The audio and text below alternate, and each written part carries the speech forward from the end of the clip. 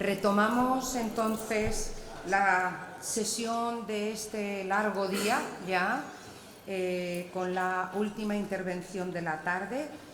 Pedimos disculpas por un problema técnico sobrevenido que afortunadamente tiene solución, porque tanto el profesor Pizarro como ustedes pueden ver la presentación en pantalla. Y vuelvo a reiterar lo que ya ha dicho mi compañera, la doctora Márquez, que bueno, por exigencias del guión hubo que hacer alguna pirueta de cambio, así que trasládense ustedes al año 33, porque lógicamente hubo otros vuelos por el medio, pero por imposiciones de compromisos del profesor Pizarro en otro lugar, pues tuvimos que poner su ponencia aquí. Daniel Pizarro Camacho es ingeniero agrónomo por la Universidad Politécnica de Valencia, es perito e ingeniero técnico industrial por la Universidad de Córdoba, donde se doctoró con premio extraordinario y ejerció como profesor titular hasta la fecha de su jubilación. Es autor de numerosos libros, artículos científicos y técnicos en revistas, así como de ponencias en congresos, y actualmente es académico correspondiente de la Real Academia de Córdoba, delegado provincial del Colegio Oficial de Ingenieros Agrónomos de Andalucía, lo he dicho bien, porque había unas siglas muy largas aquí, miembro de la Junta Directiva de AENOR UNE y colaborador asiduo del Faro de Ceuta y del Diario de Córdoba. Así que sin más preámbulo, porque llevamos un pelín de retraso sobre los tiempos draconianos que nos marcan los colegas, pues damos paso a su ponencia titulada La hazaña del Cuatro Vientos. Daniel. ¿Sí? ¿Se oye? Sí. Buenas tardes.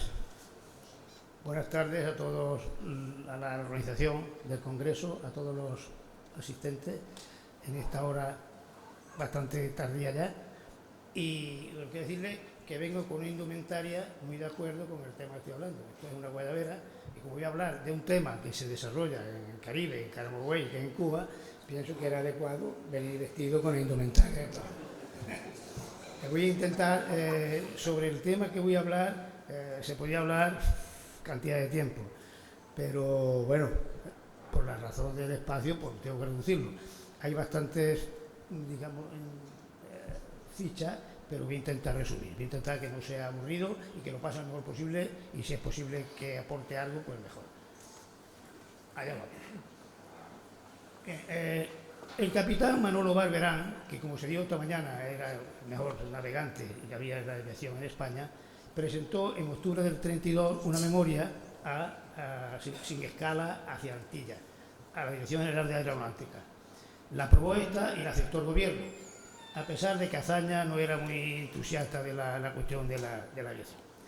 Bien, uno de los meteorólogos de la aviación, el teniente coronel Cubillo, pues estudió las condiciones meteorológicas y se fijaron 6 posibles tipos de situación, eligiendo la más favorable: Sevilla, Madeira, San Juan de Puerto Rico, Santo Domingo, Cuba y México.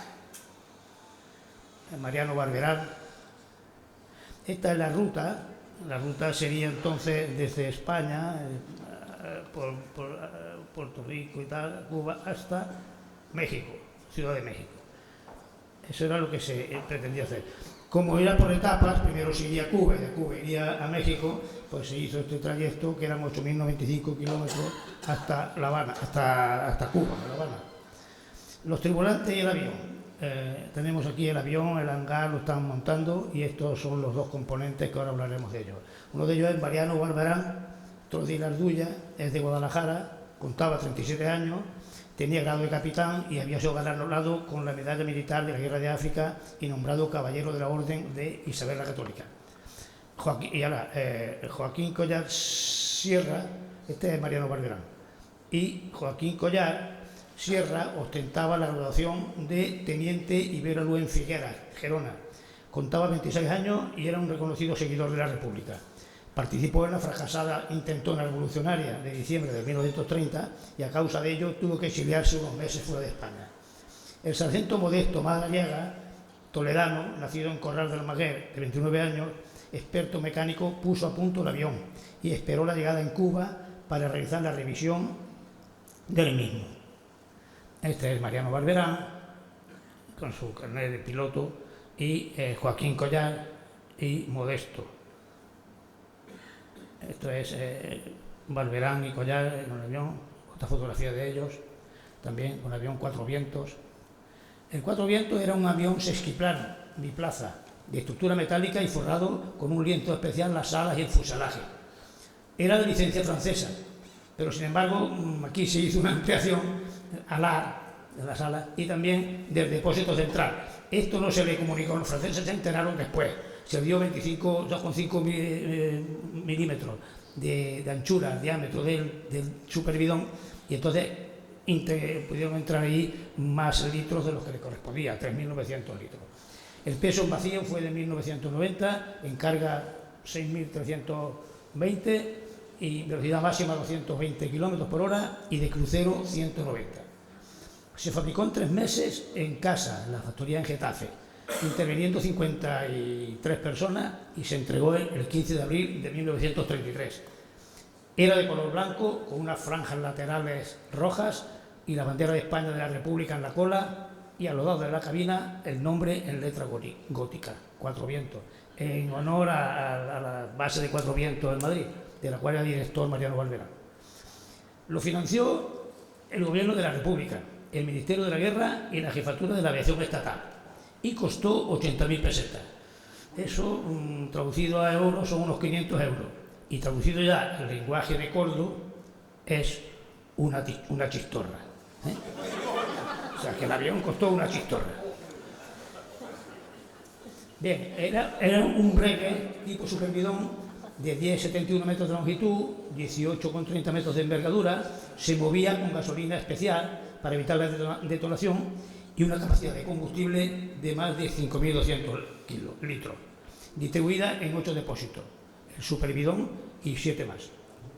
El superbidón disponía de un sistema de vaciado rápido y podía servir de flotador en caso de problemas. El motor era un hispano-suiza de 650 caballos, de 12 cilindros en V, doble encendido, 6 carburadores y un peso de 425 kilogramos en vacío. Se le aplicó un tratamiento para aumentar su dureza y resistencia a la corrosión y la fatiga. Se dotó al avión de una cabina, porque era libre, entonces eso era un problema también por la naturaleza tal cual, le afectaba a los pilotos, y se dotó la cabina de una cabina cerrada, protectora, irrompible y móvil, y expulsable en caso de emergencia, y también disponían de luz eléctrica para ver los documentos y seguir la navegación por la noche.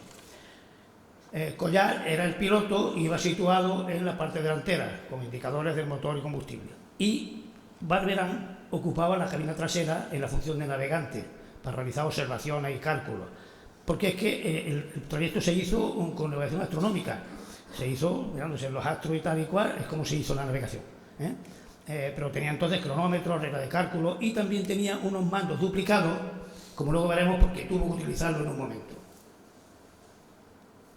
Este es el avión, el Breguet 19. Esto es las características del motor. Era un motor de disposición de 12 cilindros, como he dicho antes, cilindrada, revoluciones nominales 2.300, peso en vacío 4.035, en fin, aquí están las características del motor. Este es el cuadro de mandos del piloto, con todos los elementos de control. Este es el superbidón que estaba tumbado y tiene entonces una válvula o chapaleta para poder entonces hacer el vaciado rápido. Aquí está Mariano Barberán viendo, antes de salir de Getafe y ir a Sevilla, pues mirando el avión. El vuelo de Sevilla a Camagüey. Esta es la llegada del avión que vino de Getafe a Sevilla, y entonces fue recibido y tal ahí, bueno, y entonces pues bastante soldados y tal lo recibieron. Se recogió su hazaña, se recogió al principio en los periódicos, por ejemplo, que está otra hazaña de la aviación española, que seguía la ruta del Plus Ultra y de la ruta de Jesús del Gran Poder, y el 10 de junio de 1933, cargado con 5.325 litros de gasolina y 220 de aceite, despegó a las 4:45 en Cuatro Vientos del aeropuerto de Tablada. La pista había sido alargada 500 metros y el piloto Collar hábilmente remontó el aparato cuando había rebasado incluso la señal de aborto-despegue. Era un excelente piloto, Collar. El domingo, día 11, a las 3:30 de la tarde, tras recorrer 4.333 millas, es decir, 7.895 kilómetros, en 39 horas y 55 minutos, el Cuatro Vientos se posó en el aeropuerto camagüeyano. Habían alcanzado una velocidad media entre 140 y 220 kilómetros por hora y volado a 3.200 pies, unos 1.000 metros de altura por término medio. Esa era la ruta que siguieron de España hasta directamente. Esto es atravesando el Atlántico por la parte más ancha. El primer vuelo que se hacía de tipo y además sin repostar, porque el Plus Ultra sí que hubo etapas y tuvo repostar. Estos fueron directos. Esta es la comparación con el de Chandler Lindbergh, que hizo de Nueva York hasta París, que fueron 5.000 y pico kilómetros. Estos fueron casi cerca de 8.000. O sea que fue una hazaña en el aspecto de la aviación.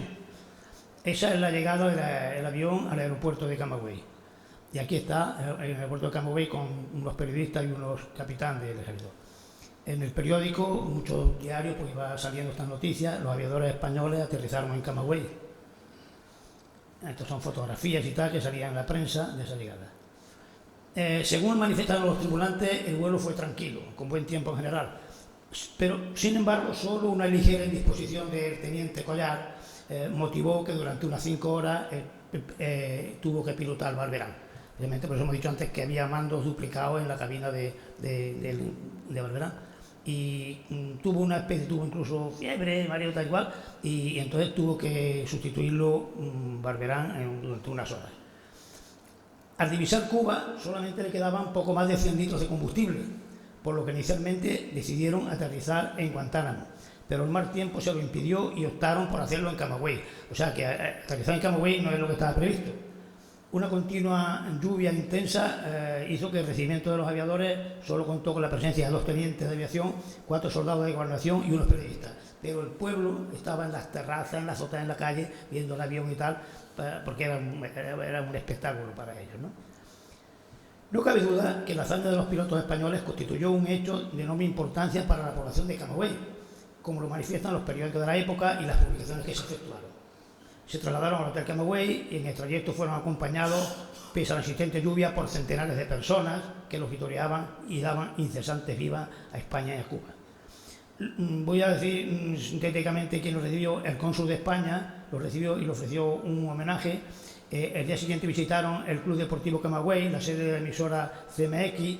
Se le entregó un decreto firmado por el alcalde municipal en el cual se le declaraba huéspedes de honor, y por parte de la colonia española recibieron unas placas conmemorativas del vuelo.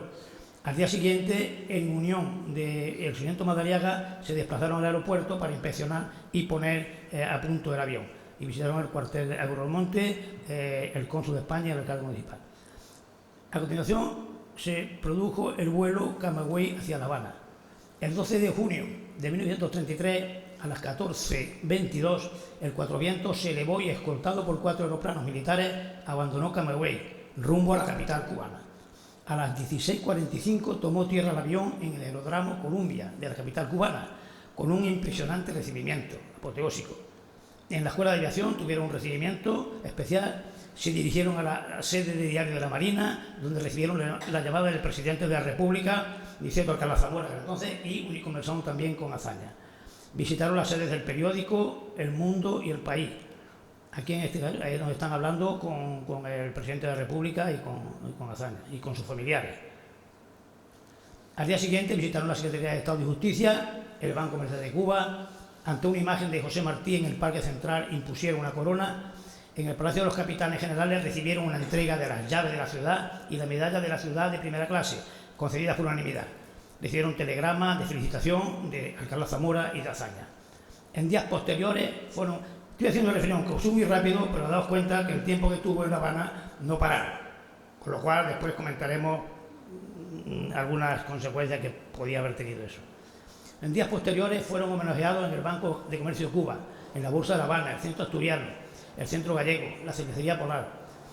le dieron un banquete en el distinguido Chateau Madrid, ofrecido por el Comité de Sociedad Española, y también un esparcimiento en el yate Habana Jazz Club.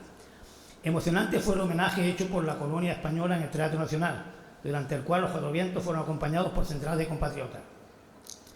Paralelamente, el alcalde de Chicago hacía gestiones para que el gobierno español, para que los gloriosos aviadores volaran, después de su estancia en México, a la exposición Un siglo de progreso, que se hacía en Chicago.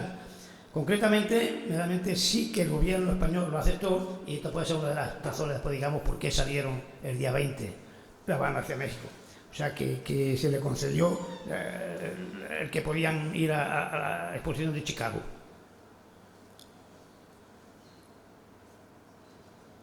El 17, una comida ofrecida por la cervecera Polar. Visitaron el club hípico y una revisión del avión detectaron un sumidero de gasolina en el depósito central. No saben exactamente si era una grita o era cuestión de la chapaleta, en fin. Visitaron el club de aviación, el Círculo Militar y Naval, dispusieron la medalla al mérito militar, hicieron una entrevista con la revista, la única entrevista que hicieron, con la revista Carteles, y pusieron una especie de caricatura. El 18, el embajador español le ofreció una recepción en el Hotel Nacional. Este recibimiento que tuvieron en La Habana, cuando llegaron al aeropuerto Columbia, una cantidad de gente enorme. Otra fotografía misma. Aquí está también saludando al personal. Joaquín Collá y Mario Alberán posan ante los fotógrafos a bordo del Cuatro Vientos, Tusegada. Esto es el banquete que le dieron la Salvedad Polar, que le hicieron como homenaje a los aviadores españoles. Esto es una avenida de La Habana, precisamente acompañando a los militares españoles. Realmente fue un espectáculo en La Habana la presencia del Cuatro Vientos. Aquí se ha ido en un descapotable, también lo siguieron acompañando mucha gente, una cantidad de personas homenajeando a Barberán y Collar, los héroes y tal. O sea que tuvieron una expectativa enorme en La Habana el vuelo que se realizó. Aquí está también con los, no sé si en la embajada, aquí está, bueno, las recepciones a las cuales asistieron. Aquí está en el centro asturiano, que era uno de los centros más importantes y de más envergadura en La Habana, también fueron recibidos. Aquí también otros homenajes recibidos. Aquí, bueno, sí, esta es la ceremonia en el Cabildo, donde les entregaron las llaves de la ciudad y la medalla de La Habana a los pilotos españoles.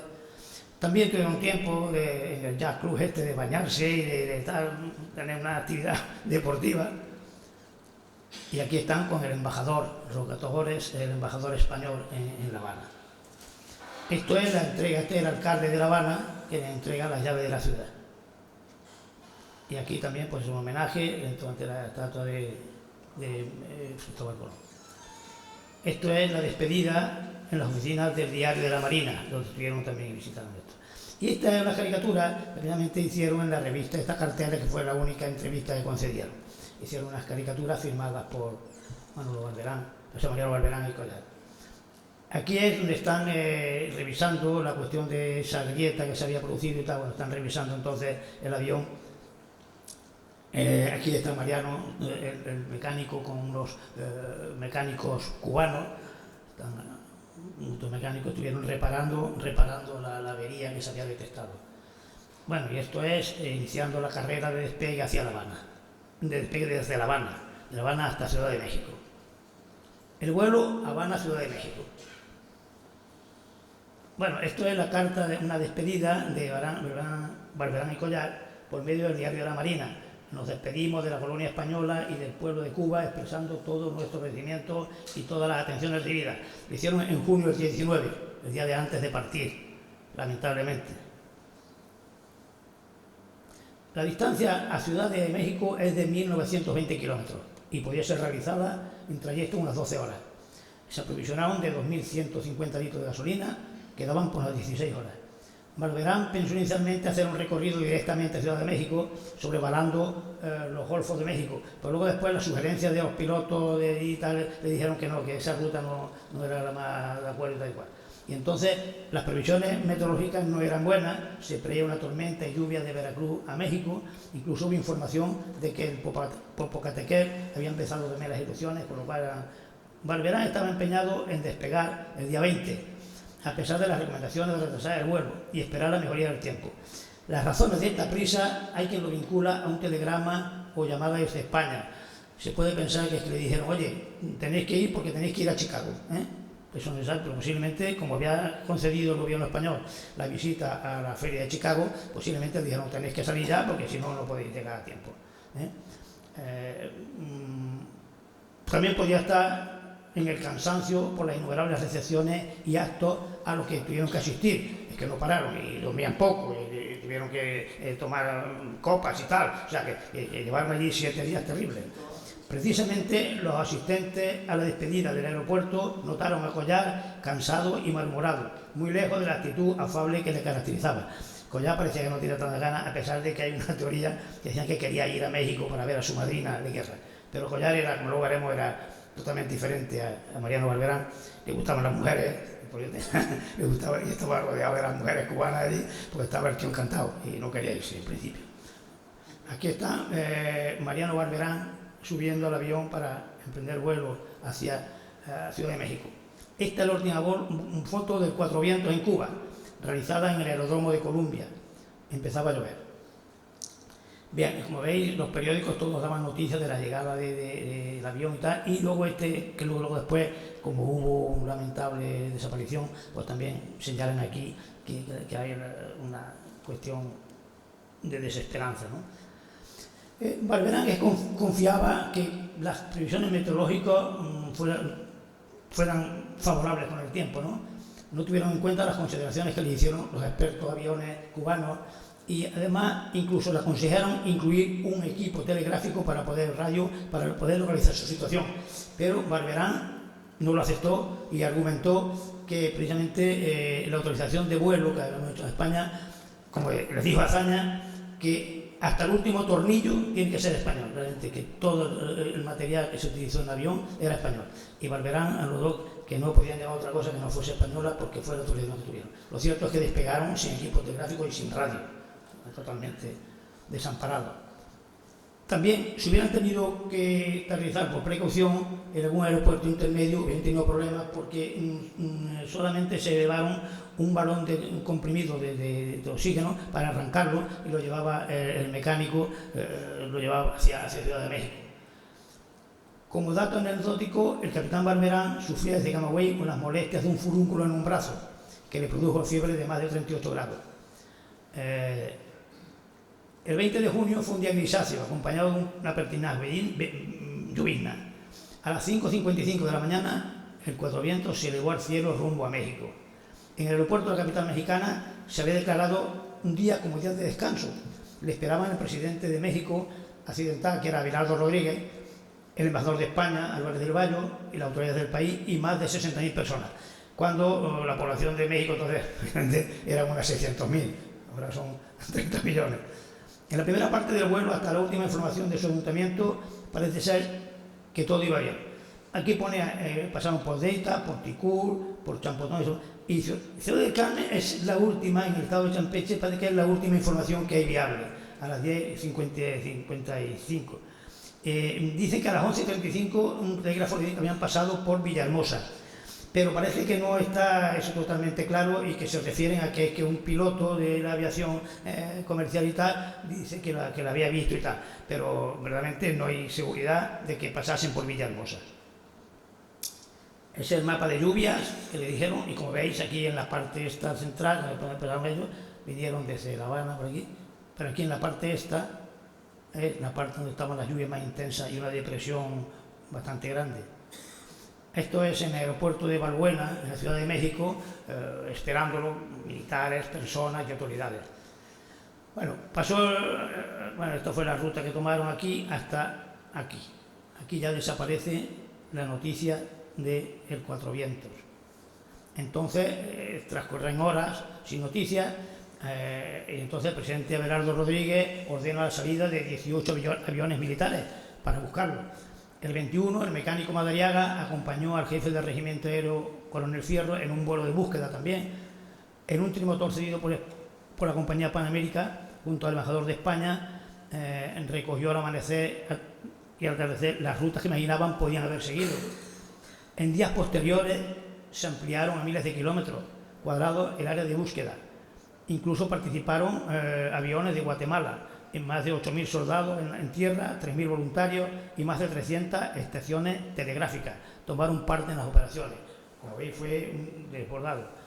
Lamentablemente, durante estos aciagos días se produjeron cantidad de informaciones, luego comprobadas inexactas, pero hacían que se siguiese buscando más, ¿no? Por estas informaciones fallidas se hizo una exploración de unos 300.000 kilómetros cuadrados, volando sobre regiones selváticas y casi inexploradas, sin resultado positivo. También sobre el mar. Muchas autoridades y pilotos hicieron múltiples declaraciones pensando que habían quedado en la selva o en el mar, pero verdaderamente no tenían datos concretos. El día 23, a partir de un informe del Estado Mayor Presidencial, se estableció la hipótesis que entre Ciudad del Carmen y Veracruz tuvieron que descender por las nubes y posiblemente cayeron al mar. Se realizó una búsqueda de 20 millas, pero no se encontró nada. El día 25, un campesino llamado Candelario Mezquita encontró una cámara salvavidas en la barra de Chintepé, una especie de arenosa en el estado de Tabasco, de un río, en la desembocadura del río González, distante unos 60 kilómetros de la capital Villahermosa y cercana a frontera. Era de color rojo, numerada, con la referencia de la Nacional Pirelli de Manresa. Se trasladó a la Embajada Española y, tras la opinión de Madariaga y los análisis pertinentes, se dedujo que en efecto pertenecía al Cuatro Vientos. Comercial Pirelli incluso acreditó que la cámara se había fabricado en su establecimiento el día 2 de noviembre de 1932. Aunque no pudieron precisar, no tenían los clientes y por tanto no sabían a quién se les suministró. La intensa búsqueda en la zona también fue fructuosa. Madariaga y tal se dedicaron también a buscar más cámaras y concluyeron 3 informes sobre el viento reinante. El día 26, un trabajador del petrolero El Águila, de origen indio y apellidado Barcaza, manifestó que había visto los restos del aparato destrozado en un islote de la laguna Machona, en Tabasco. Acosado a preguntas, al final dijeron que no, es que habían dado una dotación de $200.000 a quien proporcionara esa información y por lo visto nada.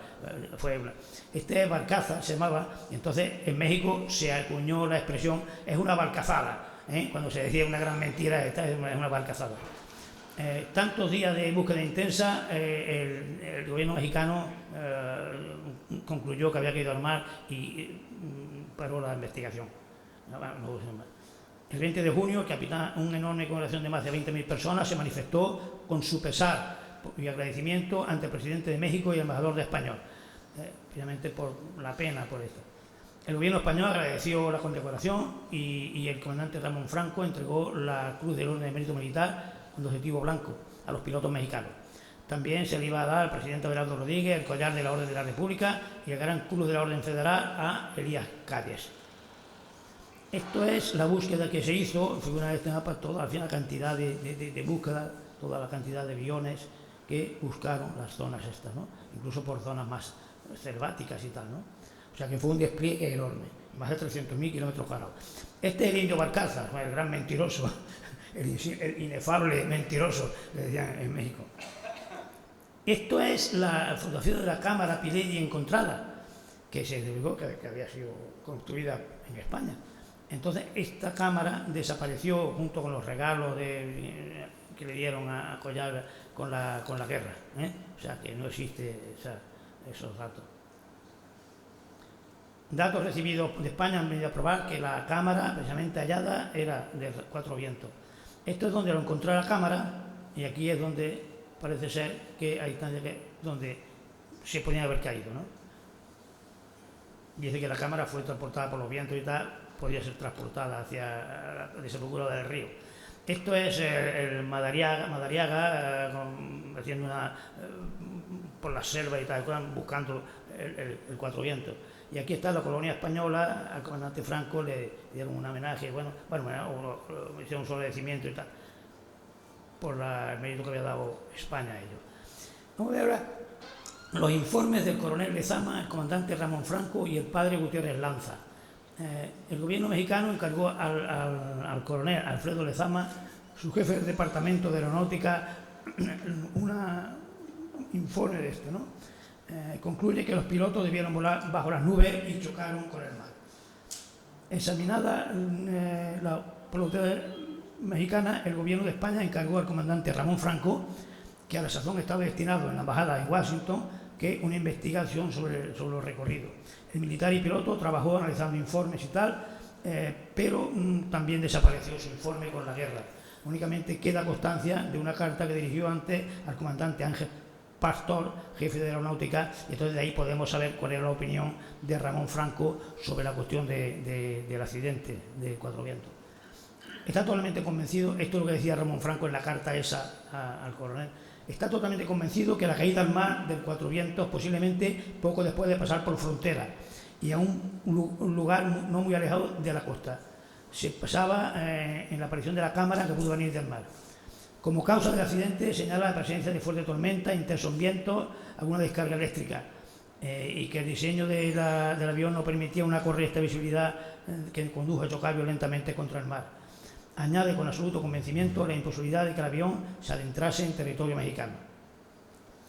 Esta es una foto de la hélice, que es una cosa que se puede hablar como causa también del accidente. Es una hélice de madera. Precisamente Barberán intentó que cambiasen la hélice de madera a metálica. Esto, como era una patente francesa, da igual, no la cambiaron. Y entonces la hélice está un poquito despintada y tal, y podía haber sido causa también del accidente. El padre Gutiérrez Lanza, que es un experto meteorólogo del Observatorio de Belén, también colaboró con Barberán y Collard, entonces escribió una carta a Cubillo diciéndole que verdaderamente la situación meteorológica era dura por la zona aquella y tal, ¿no? y que había mal tiempo. Y se atribuye el accidente a una tormenta, no a la tormenta, sino a la cerración de visibilidad que hizo que tuvieron que bajar, y al bajar entonces, también por otra serie de problemas de falta de concentración, posiblemente pues chocaron contra el mar. Este es el plan de vuelo original, que tenía La Habana hasta México. Esta es la ruta seguida, aquí en La Habana y aquí hasta Ciudad del Carmen, que es donde se perdió ya la referencia. Bueno, esta es una imagen gráfica de toda esta zona, como la mitad de la superficie de España, enorme. Y estos son 2.000 kilómetros la distancia entre Cuba y la parte de México. Bien, esto es una cuestión de la parte que se hizo, digamos, de inspección, de búsqueda y tal, de la zona. Bien, esto es otra de las posibles rutas. Versiones sobre el asesinato. No faltaron bulos de rumores populares sobre es curioso esto, que había sido un explosivo colocado por orden del presidente cubano Machado, como represalia por una relación mantenida por el teniente Collard con su amante. Esto tiene que no es verdad porque está muy ocupado. Además, Collard estuvo también malillo en algunos días y se retiró a descansar antes y tal, aunque no perdiese comba con las mujeres que le rodeaban, pero por lo visto esto no es real. Lo que pasa es que dijeron que fue... Incluso hay una fotografía cuando va despegando el avión que le dan un paquetito a Mariano Barberán y dice, es que hay una bomba y tal, pusieron después bolas también combustible. Y no, por lo visto eran, como había tenido un fúnculo y tal, eran medicinas, no era la esta, ¿no? Otra versión es que el avión lo abatieron bandoleros en la selva, confundiéndolo con los que llevaban la nómina de los trabajadores de la petrolera El Águila. También incluso que fue derribada por un avión norteamericano para evitar que en la exposición de Chicago eclipsasen a Charles Lindbergh y que se valorase en demasía la alta calidad del avión Breguet fabricado en España. Una carta enviada a la revista Hoy, el 2 de junio de 1941, por Julián Díaz Orgaz, este es pariente del que fue presidente de México en tiempo, Díaz Orgaz, asegura que el avión tuvo que descender y posteriormente los pilotos fueron asesinados. Ahí en la tierra mazateca, está, en la sierra, contemplando la hipótesis del asesinato. Dice que el origen de esta carta, esto fue en el año 41, luego ya un año después, dice que fue la denuncia de una despechada esposa de Lida Lorente, manifestó como venganza por la infidelidad de su marido. Su marido era Bonifacio Carrera y la mujer esta le comentó que había caído tal y cual y para robarlo, él y dos más lo asesinaron y lo mataron y lo tiraron en una cima. La revista organizó entonces una expedición, el periodista llamado Eumundo Valadez, empezaron a publicar artículos y fueron entonces a ver si encontraban los restos del avión. Verdaderamente no se encontró nada. Los reportajes causaron sensación en México y crearon entonces un mito, sin ninguna prueba material. Los pobladores de la zona manifestaban desconfianza y miedo y callaban. El diario Excelsior de la capital de Ciudad de México publicó el 7 y 8 de mayo un reportaje firmado por Alfonso Serrano en el que relataba que Antonino Avedaño impidió el auxilio a los valladores y los indios los asesinaron, robaron y enterraron. Este era un cacique de allí, como Díaz Orgaz, de la zona aquella. Pero bueno, el Excelsior insistía en que los valladores cayeron vivos, fueron asesinados.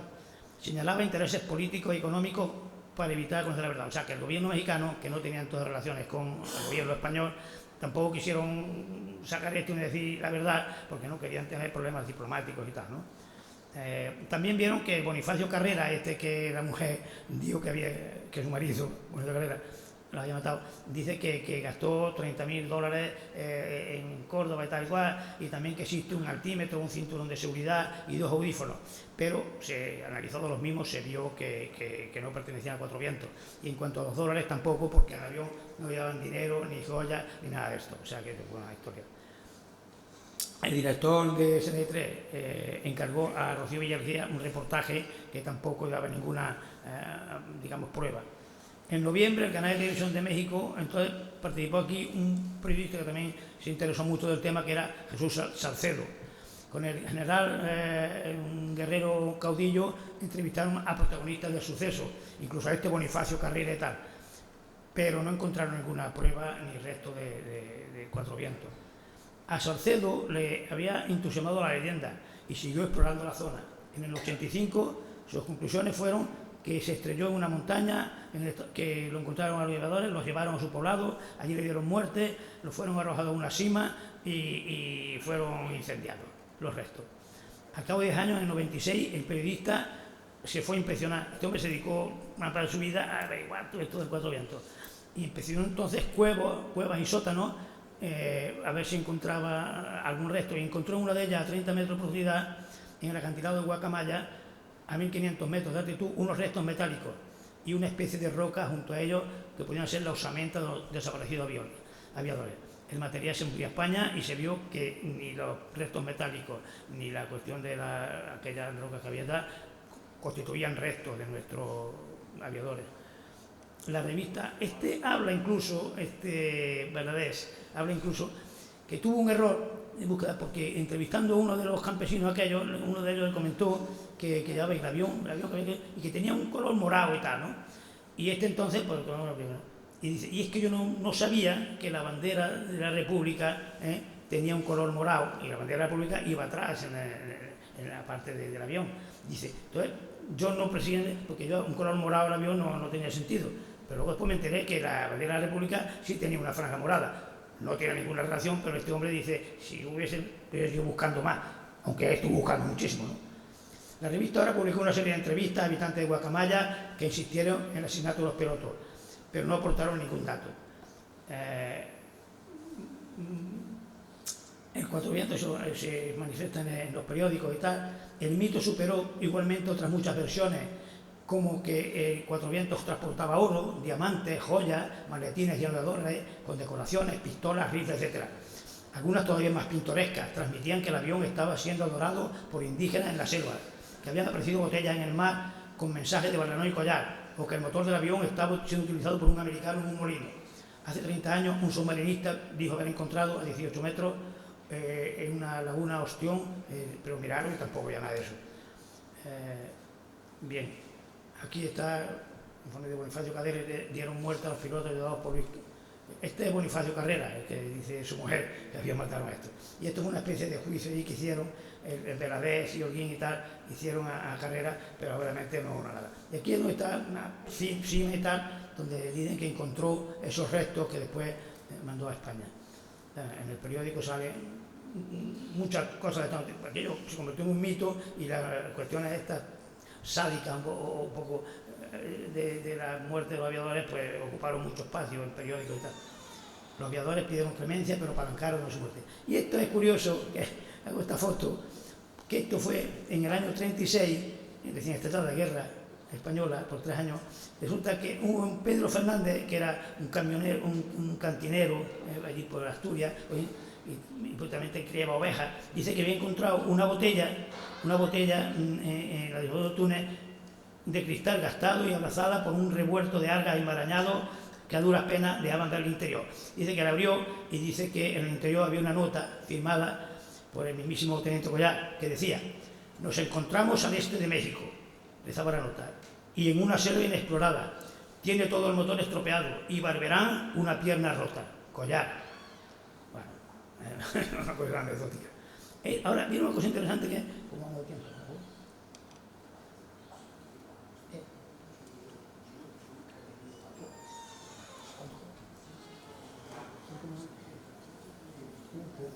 Bueno, esto es importante.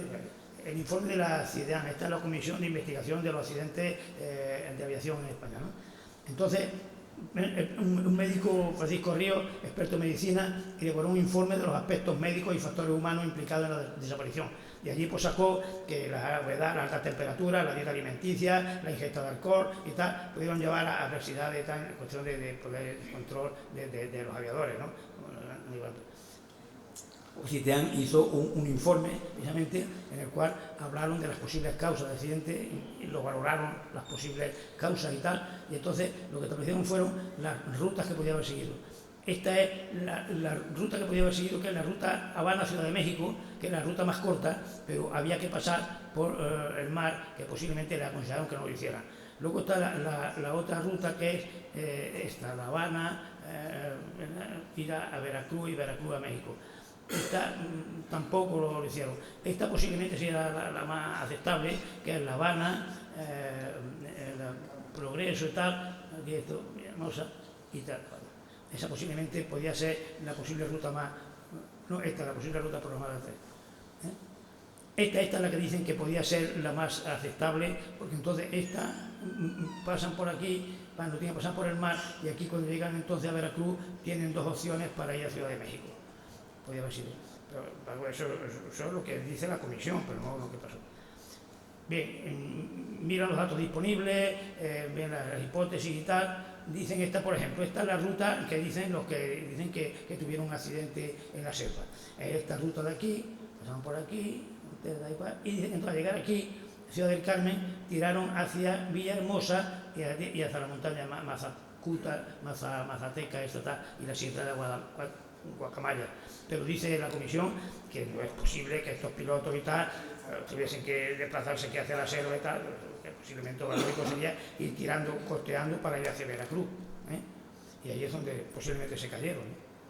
Bien, entonces la comisión dice: el avión Cuatro Vientos desaparece en el mar próximo a frontera en un tramo previsto hacia Veracruz. Como causa del accidente y no disponer los restos de la aeronave, se considera que pudo ser debido por averizaje forzoso al fallar el motor, o impacto violento por falta de visibilidad o pérdida de control por entrada o brigada en las nubes.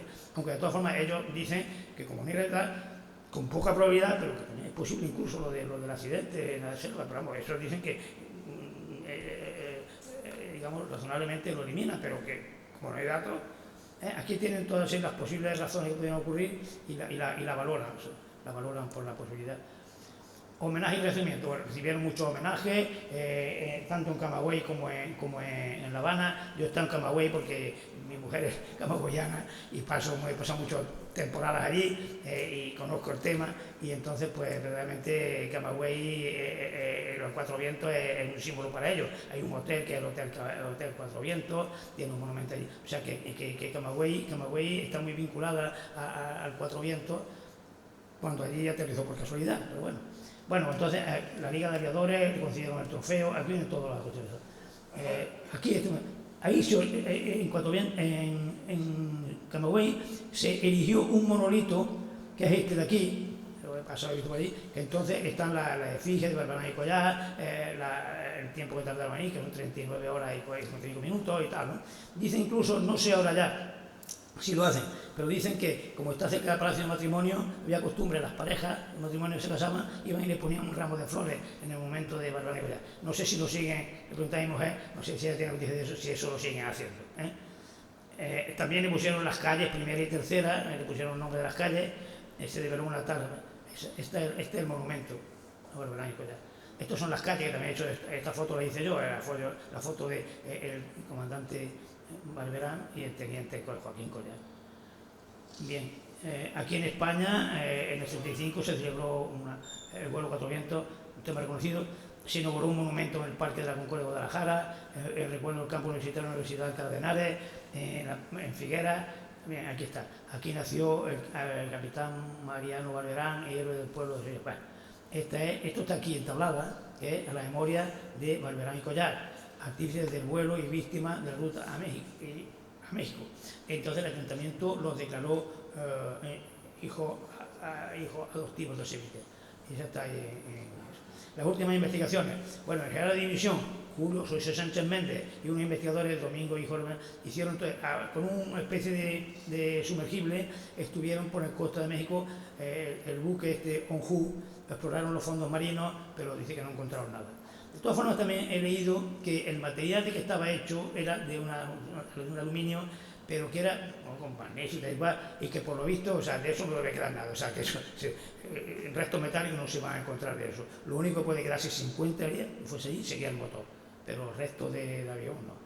Bueno, ahí no encontraron nada. Después, finalmente, este general y este periodista fueron a la Sierra de Guacamaya y tal, también visitaron la cueva y tampoco encontraron ninguna cosa.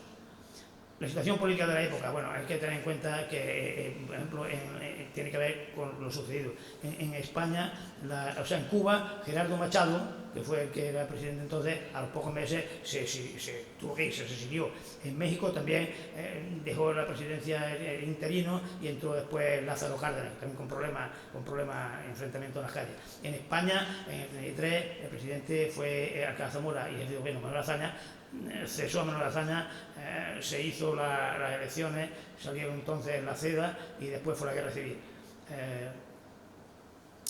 A pesar de la buena voluntad y todas las cosas, las inestabilidades políticas y económicas de esos países obligaron en cierta manera esta hazaña. Y también el convertirse en mito por esta cuestión de ese accidente se orilló la cuestión de esta hazaña. Una hazaña grandiosa, es que fueron casi 8.000 kilómetros directos por la parte más ancha. Sin embargo, ha quedado diluida entre la cuestión de mito y la cuestión política y tal. De todas formas, en el caso de España se perdieron muchos informes y documentos que podían servir de base. También ocurre, con el triunfo del general Franco, en la posguerra no se mostró tampoco mucho interés. Evidentemente porque como esto lo había hecho la República, pues entonces la neta no quiero dar mucha importancia a esto. Incluso algunas pruebas lo confirman. Por ejemplo, se había hecho a Barberán y Collar en el escalafón de la aviación, le han puesto en los primeros lugares y tal. Sin embargo, lo suprimieron también. O sea que no se quiso dar más importancia. Y luego está el caso de Modesto Madariaga, el mecánico. Modesto Madariaga posiblemente pues, combatió por la parte de la República, entonces al acabar pues, fue condenado a muerte, después a 30 años, permaneció en la cárcel 2 años, salió en libertad vigilada, no encontró trabajo ni nada y se marchó a Buenos Aires, donde no volvió más a España y a los 70 años falleció en Buenos Aires, el 4 de junio. Alguna referencia anecdótica, podría decirlo, pero como no vamos de tiempo, pues bueno, en la cámara salvavidas que encontrada, el teniente Collar, durante su campaña en Marruecos, tuvo una madrina de guerra mexicana llamada Carlota de la Vega, aunque el nombre que utilizó era Catalina de Mendoza, y tuvo relación con ella escribiendo y tal, y entonces parece ser que ella sabía que iba a ir a México y tal, y entonces Collar pues también quería ir a México para verla, aunque no mostraba tanta prisa porque posiblemente en Cuba también estaba bien, pero bueno. El síndrome de la bombonitis que se llama, que es la necesidad de llegar rápido a un sitio, y Barberán también es posible que tuviese este síndrome por querer llegar rápido y después a Chicago, ¿no? Bueno, en Camagüey, a pesar de los años transcurridos, la hazaña de Barberán tiene resonancia. Hay que hacer referencia a la calidad humana y generosa de nuestros compatriotas, ya que en La Habana le dieron, en el National City le dieron 500 pesos, otra cantidad igual a la cervecería La Polar, y la cervecera La Tropical le dio 5.000 pesos. Entonces, los pilotos españoles lo que hicieron fue donar esas cantidades a los emigrantes y repatriación de emigrantes españoles y indígenas o indigentes cubanos y españoles. O sea, demuestra el gran corazón de estas personas. Bueno, esto es en Cuatro Vientos un corrido mexicano que se hizo, bueno, esta es Carlota de la Vega, que era la madrina de guerra de Collar. Este es uno de los cheques, el cheque de 5.000 pesos, equivalente a entonces el peso de $1 en Estados Unidos, esto es en Cuba. Esto es el acto de entrega de la erección del monumento en Camagüey. Como veis, pues entonces utilizaron después esto como cuestión de propaganda. Por ejemplo, este de los cigarrillos, hermano, ahí se ve, mirando esto, se observa y se ve la imagen de... O sea, también aquí en la fábrica de tabaco, Trinidad, incluso el récord de un combustible, Castrol y tal cual, lubricante inglés, que han hecho, o sea, haciendo propaganda del éxito conseguido, ¿no? También se hicieron sellos allí. Estas son las últimas fotos de los héroes, y aquí están con el embajador español. Conclusiones final. Bueno, el histórico vuelo cumplió los objetivos. Tras los documentos consultados, las informaciones pueden desprenderse. He llegado a la conclusión de que ante la falta de pruebas o restos, con la excepción de la cámara flotador, cualquier hipótesis puede ser formulada. Por esta razón, la desaparición del Cuatro Vientos y sus tripulantes es un enigma. En mi opinión, es más factible que ocurriera lo que detienen los informes de Ramón Franco, el coronel Lezama, las diversas manifestaciones de pilotos y expertos y las conclusiones del informe final técnico de la CITAN, es decir, choque con el mar y desaparición. La teoría de la guacamaya y el asesinato están encuadradas dentro de una leyenda, eso de que hay en la selva, y a mi juicio tiene algunos fundamentos. Los fundamentos son que en aquellas zonas, en aquellos años, había una inestabilidad en la zona centroamericana y tal, y había aviones que transportaban armas y tal, guerrilleros y todo eso. Y entonces es posible que allí cayese a lo mejor un avión o dos. Es posible. Lo que pasa es que no era.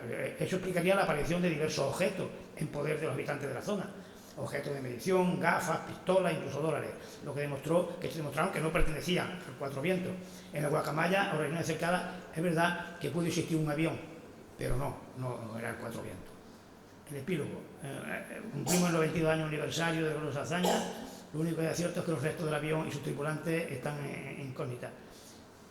Los dos compatriotas españoles, tan diferentes en fisonomía y carácter como en España entonces, pero unidos por su causa. Uno de ellos, Barberán, monárquico, católico y reservado, y el otro, Collar, republicano, librepensador, extrovertido y mujeriego, le adornaban su profesionalidad, valentía y generosidad, como demuestra la donación de los premios monetarios recibidos en Cuba a emigrados necesitados e indigentes. Yo la casualidad que con la revolución el movimiento de 1930, republicano, precisamente en aquel momento estaban Collar y Barberán. Collar era partidario de los que estaban en la rebelión, y Collar no, incluso, o sea, que fueron incluso en diferentes ideas, y estuvo un poco encarcelado, vamos, allí, hasta que después acabó aquello. O sea, que coincidieron, pero después formaron un equipo muy bueno, y Barberán, te digo, que era un piloto, un navegante fabuloso, y Collar, gran piloto. La hazaña, convertida en leyenda y mito, reclama, a pesar del tiempo transcurrido, el reconocimiento de aquellos pioneros. Merece la pena, voy acabando ya, merece la pena, a modo de homenaje y como muestra de la repercusión de la desgracia y el dolor y el cariño que despertaron, con un soneto del cubano Rafael Valdés Jiménez, dedicado a los aviadores españoles. Lo titularon Laureles Eternos, y lo encontré yo publicado. Como digo que voy a Camagüey y tal cual, me meto en la biblioteca y busco los periódicos que están muy ajados entonces, el camagüeyano, y entonces vi este soneto, la noticia que había de la muerte o la desaparición de los aviones, y voy a recitarlo entonces. Se llama Laureles Eternos. ¿Qué es morir tras la gloria conseguida? ¿Para qué continuar la misma ruta si el éxito supremo se disfruta en una gloria más grande que la vida? Morir, vivir, saludo y despedida. Arcano incierto que el humano escruta. La esfinge ni se alegra ni se inmuta, porque llegue uno más o se despida. Barberán y Collar, vivos o muertos, no se borran ya de vuestros aciertos. Barberán y Collar, Fulgentes soles. Vuestro nombre, de todos venerado, sobre sus corazones han grabado mexicanos, cubanos y españoles. Muchas gracias.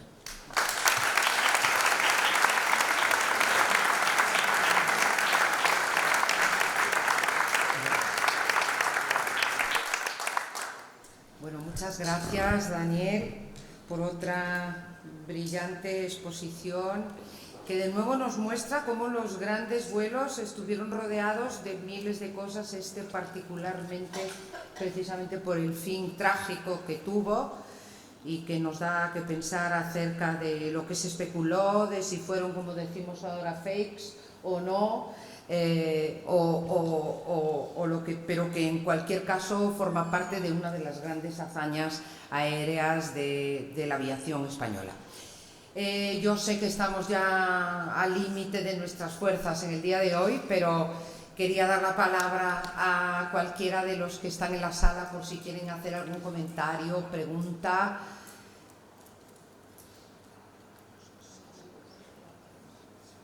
Sí, te veo con cara de preguntar algo. ¿Sí?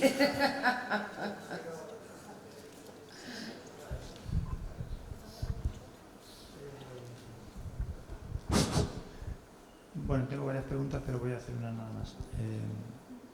Hay una réplica del Cuatro Vientos en el Museo del Aire de Cuatro Vientos y me gustaría saber hasta qué punto es una réplica fiel a las modificaciones que ha mencionado que se hicieron para el vuelo del que se está hablando.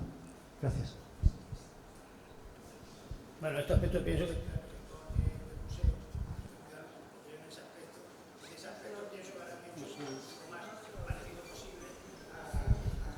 al original. ¿Qué? Sí, es una réplica muy fiel a la que teníamos el Breguet, el Superbidón, y tiene algunas piezas que eran originales, no del avión que se cae, pero sí del Breguet 19 Superbidón. Lo que tenéis que hacer es venir a verlo. Había también, director, había también una de las causas que se hablan incluso de la posible también, de que el avión fallase y todo eso, ya le dice, fue las aletas traseras, por visto que no estaban en Getafe, pero no estuvieron no salieron de aquí de Tablada y se vieron. ¿Existen en el avión réplica, existen las aletas esas traseras?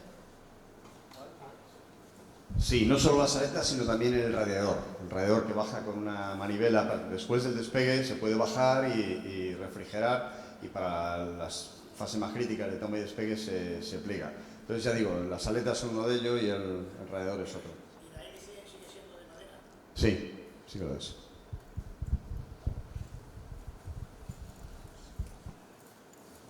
¿Alguna pregunta más? ¿Algún comentario más?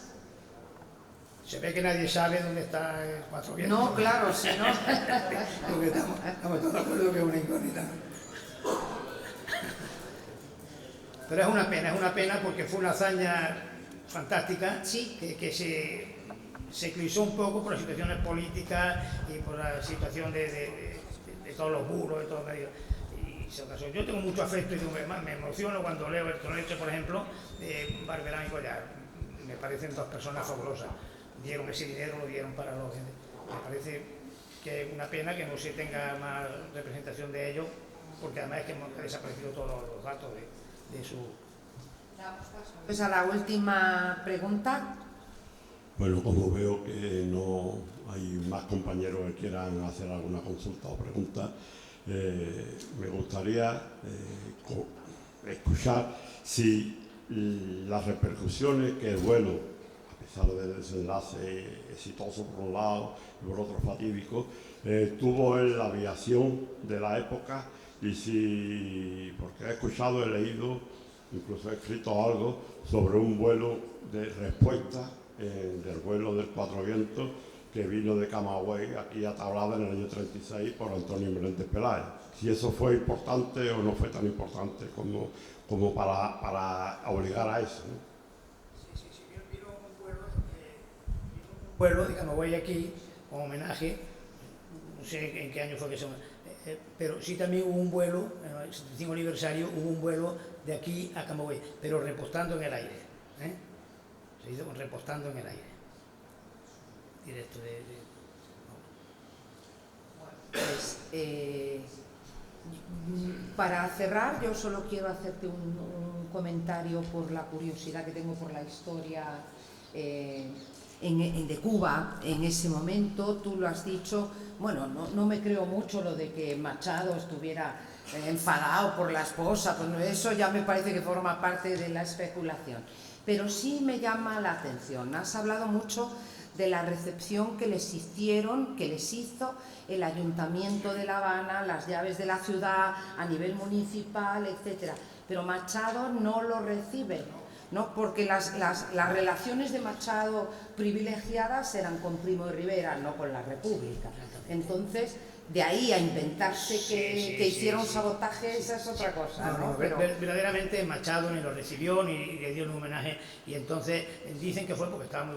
Verdaderamente a los 3 o 4 meses pues Machado tuvo que salir, Machado, pero por lo visto es que claro, no había relaciones con España, porque incluso Mariano Barberán y tal llevaba unas cartas para el presidente de México, llevaba para de Cuba, ¿no? O sea que es que no había buenas relaciones, y Machado, y respecto a eso de la cuestión de la mujer, son todos los bulos que se da igual, pero claro, porque no tendría tiempo tampoco, porque es que tuvimos 7 días, pero es que estamos totalmente ocupados. Incluso Barberán pasó momentos días que hubo que retirarse antes a dormir y tal, porque también tuvo algún problemilla de salud y tal, y entonces no creo que tuviese ocasión de estar con la amante de Machado.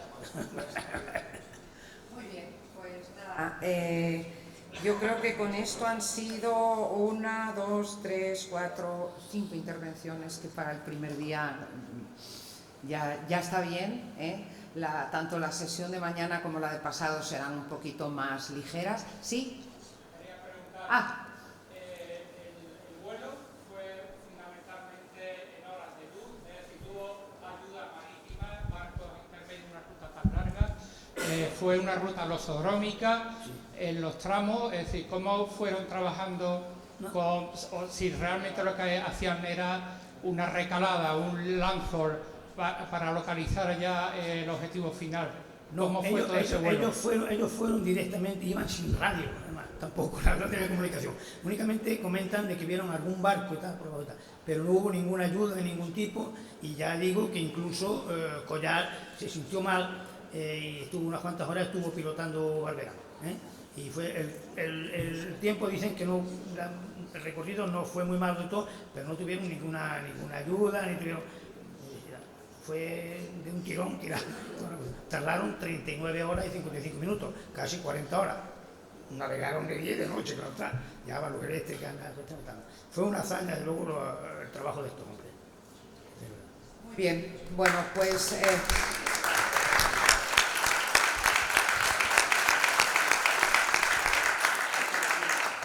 Con esto entonces damos por concluida la sesión de hoy, y mañana nos vemos de nuevo aquí a las 10 menos cuarto. ¿Está bien? Muy bien, gracias. Unos minutillos sentados ahí. Un ratillo sentados.